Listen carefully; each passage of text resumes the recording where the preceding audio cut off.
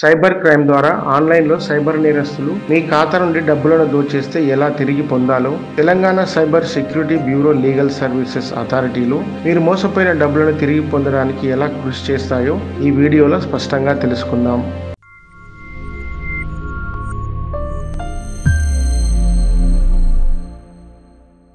ఈ మధ్యకాలంలో సైబర్ క్రైమ్లో ఆన్లైన్లో డబ్బులు పోగొట్టుకుంటున్న వ్యక్తులకు దేశంలోని ఇతర రాష్ట్రాల కంటే మెరుగైన పనితీరు వలన తెలంగాణ రాష్ట్ర cyber security bureau legal services అథారిటీల కృషి ఫలితంగా జాతీయ లోక్ అదాలత్ గత మార్చి నెలలో ఒకే రోజు 546 మంది బాధితులకు సంబంధించిన 2,19,00,000 రూపాయలను తిరిగి చెల్లించాలని ఆదేశించింది. ఆ తర్వాత 5 నెలల్లో 6,840 పిటిషన్లు న్యాయస్థానాల ముందుకు వచ్చాయి. ఇందులో 649 కేసుల్లో 85,05,00,000 రీఫండ్ చేయాలంటూ ఆదేశాలు జారీ చేశాయి. ఈ స్థాయిలో సెక్యూరిటీ బ్యూరో పనిచేస్తున్న సైబర్ క్రైమ్ నేరాలు మాత్రం ఆగడం లేదు. కొత్త రకాల పద్ధతుల్లో జనాల నుండి ఆన్లైన్లో దొంగలు డబ్బులు కొట్టేస్తూనే ఉన్నారు. ఫెడెక్స్ పేరు మీద కంప్యూటర్ కాల్స్ వస్తాయి. మీరు ఫోన్ చేసి పాస్వర్డ్, ఓటీపీ చెప్పమని అడుగుతారు. క్రెడిట్ కార్డుకు సంబంధించిన సమస్యలు తీరుస్తామని, డబ్బులు చెల్లించాలని మోసాలు చేస్తారు. ₹1,00,000 కడితే మీకు ఉద్యోగం ఇప్పిస్తామని లింకులు పంపి నిరుద్యోగులను మోసం చేస్తారు. అదేవిధంగా మీ ఆధార్ కార్డుపై వేరే వాళ్ళు సిమ్ తీసుకొని ఇల్లీగల్ పనులు చేస్తున్నారు, దానివల్ల మీరు ఇరకాటంలో పడతారని బెదిరించి ఆ సమస్య నుంచి మిమ్మల్ని బయటపడేస్తాము, మీ ఆధార్ కార్డు నెంబర్ని వేరే ఎవరికీ లేకుండా రీకవరీ చేస్తామని ఓటీపీ నెంబర్ చెప్పమని అడిగి బ్యాంకు ఖాతాల నుంచి డబ్బులు కూడా కొట్టేస్తున్నారు.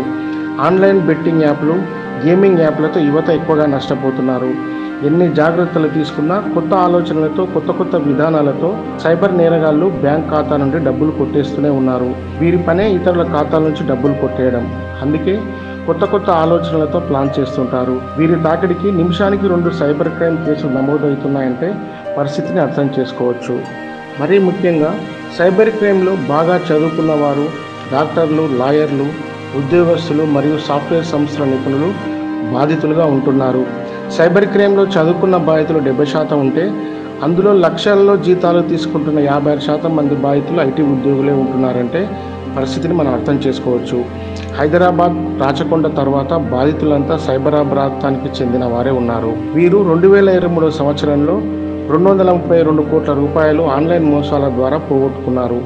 హైదరాబాద్ కూకట్పల్లి హౌసింగ్ బోర్డుకు చెందిన ఒక డాక్టర్ నుండి షేర్ ట్రేడింగ్ పేరిట సైబర్ దొంగలు 8,60,00,000 కొట్టేశారు.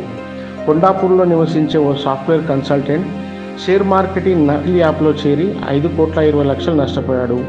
వీరంతా బాగా చదువుకున్న వారే. అయినా వీరందరికీ మొదట నమ్మకం కల్పిస్తారు, తర్వాత దారుణంగా మోసం చేస్తారు.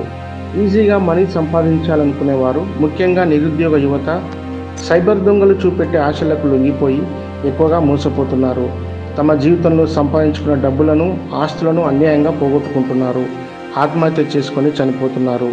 డబ్బులు ఎవరికి ఊరికే రావన్న నిజాన్ని మరిచి ఎక్కడో ఉన్న ఎవరో తెలియని వ్యక్తి ఎందుకు ఎక్కువ డబ్బు ఇస్తాడు, నీకు డబ్బు ఇవ్వడానికి అతనికి ఏమవసరం, ఈ విషయంలో ఎంత అవగాహన కల్పించినా ఆశకు లొంగిపోయి ఎక్కువగా మోసపోతున్నారు. విద్యావంతులు, అన్నీ తెలిసిన వారు కూడా మోసపోతున్నారంటే కేవలం ఎక్కువ డబ్బు సంపాదించవచ్చు అనే ఆశతోనే మోసపోతున్నారు. గౌరవంగా బ్రతికే కొంతమంది కేసులంటే భయపడి సైలెంట్గా ఉంటున్నారు. 2022 సంవత్సరంలో 4,850 కేసులు, 2023లో 5,342 కేసులు నమోదయ్యాయి. ఈ సంవత్సరంలో జూలై వరకే అది కేవలం సైబర్ క్రైమ్ పోలీస్ స్టేషన్లోనే 5,000 కేసులు పైగా నమోదయ్యాయి.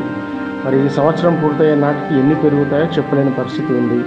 లోకల్ పోలీస్ స్టేషన్లో కూడా సైబర్ క్రైమ్ కేసులు నమోదవుతూనే ఉన్నాయి.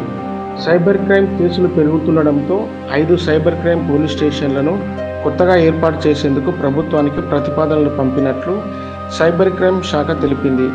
ఏది వాస్తవమో, ఏది ఫేక్ కాలో తెలుసుకునే చిన్నపాటి అవగాహన ప్రతి ఒక్కరికి ఉండాలి. ఎందుకైనా మంచిదని అన్నోన్ నెంబర్ నుండి వచ్చే కాల్స్కి, లింక్స్కి రెస్పాండ్ కావద్దు. ట్రూ కాలర్ యాప్లో మీకు కాల్ వచ్చినప్పుడు స్పామ్ కాలా కాదా అనేది తెలుస్తుంది. తెలియని వారు చేసే స్పామ్ కాల్స్కి రెస్పాండ్ అవ్వద్దు.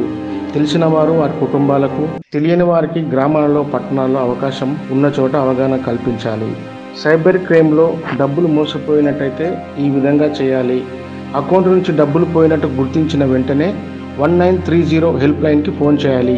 ఈ హెల్ప్ లైన్లో వారు మన కంప్లైంట్ తీసుకొని ఒక సంఖ్యని కేటాయిస్తారు. వారు కేటాయించిన సంఖ్యను బ్యాంక్ అధికారులకు తెలియజేస్తే వారు మీ అకౌంట్ను స్తంభింపజేసి అమౌంట్ ట్రాన్స్ఫర్ కాకుండా చూస్తారు. ఒకవేళ అప్పటికే నగదు ట్రాన్స్ఫర్ అయిపోతే అది ఏ బ్యాంక్ అకౌంట్లోకి వెళ్ళిందో డ్రా చేసుకోకుండా దాన్ని నిలిపివేస్తారు. కంప్లీట్ చేసే సమయానికి నేరగాళ్లు డబ్బులు డ్రా చేసినా లేదా క్రిప్టో కరెన్సీలోకి మార్చినా పోయిన అమౌంట్ పొందడం చాలా కష్టమవుతుంది. మన అకౌంట్ నుంచి డబ్బు పోయిన వెంటనే 2 గంటల్లోపు ఫోన్ చేసి కంప్లైంట్ చేస్తే తొందరగా రికవర్ చేసుకోవడానికి వీలుంటుంది. ఆలస్యం చేస్తే దొంగలు డబ్బు డ్రా చేసుకునే అవకాశం ఉంటుంది. తిరిగి పొందడం చాలా కష్టమవుతుంది. ఇంకా మన అకౌంట్లో డబ్బు ఉందని వాళ్ళు భావిస్తే మళ్ళీ వారే ఫోన్ చేసి బ్యాంక్ సిబ్బందిలా మాట్లాడి మీ అమౌంట్ని వేరే వాళ్ళు మోసం చేసి కొట్టేశారు, ఆ పోయిన డబ్బును మేము వచ్చేలా చేస్తాము, బ్యాంకు నుంచి మాట్లాడుతున్నామని ఖాతాకు సంబంధించిన ఇంకా ఎక్కువ సమాచారం తెలుసుకొని బాధితులు నిజమని నమ్మితే మొత్తం ఇన్ఫర్మేషన్ ఇస్తే అకౌంట్లో ఉన్న మొత్తం సొమ్మును కూడా వాళ్ళు మాయం చేసే అవకాశం ఉంటుంది. డబ్బులు కోల్పోయిన బాధితులకు తిరిగి చెల్లించడానికి గతంలో సరైన విధి విధానాలు ఉండేవి కావు. కేంద్ర హోంశాఖ ఆధ్వర్యంలో 4 ఏళ్ల క్రితం ప్రారంభమైన Indian cyber crime coordination centre ఈ విధి విధానాలను రూపొందించింది. బాధితులు హెల్ప్లైన్ నెంబర్ 1930కు ఫోన్ చేసి బ్యాంకు ఖాతాను స్తంభింపజేసిన తర్వాత cybercrime.gov.in వెబ్సైట్లో ఫిర్యాదు చేయాలి. మాట్లాడిన ఫోన్ నెంబర్ నుండి డబ్బు ట్రాన్స్ఫర్ అయిన స్క్రీన్ షాట్లను ఫిర్యాదులు అందజేయాలి. ఈ ఫిర్యాదుల్ని పరిష్కరించడానికి citizen finance cyber fraud reporting and management system పనిచేస్తుంది. దీని ద్వారా రాష్ట్రాలు తమ ప్రాంతానికి చెందిన ఫిర్యాదుల్ని పరిష్కరించుకోవచ్చు. రాష్ట్ర జిల్లా స్థాయి న్యాయ విభాగాల సేవల్ని లేదంటే లోక్ అదాలత్ సేవల్ని వినియోగించుకోవచ్చు. పోయిన డబ్బును తిరిగి చెల్లించాలంటూ బాధితులు BNSS 497/503 సెక్షన్ల కింద కోర్టులో దరఖాస్తు చేసుకోవాలి. ఇలా పోలీసు, న్యాయ, ఆర్థిక రంగాల సమన్వయంతో బాధితుల డబ్బు తిరిగి చెల్లించడం సాధ్యమవుతుంది. సో ఫ్రెండ్స్, ఈ వీడియో కనుక మీకు నచ్చినట్టయితే లైక్ చేయండి, షేర్ చేయండి, కామెంట్ చేయండి, సబ్స్క్రైబ్ చేసుకోండి. Thank you.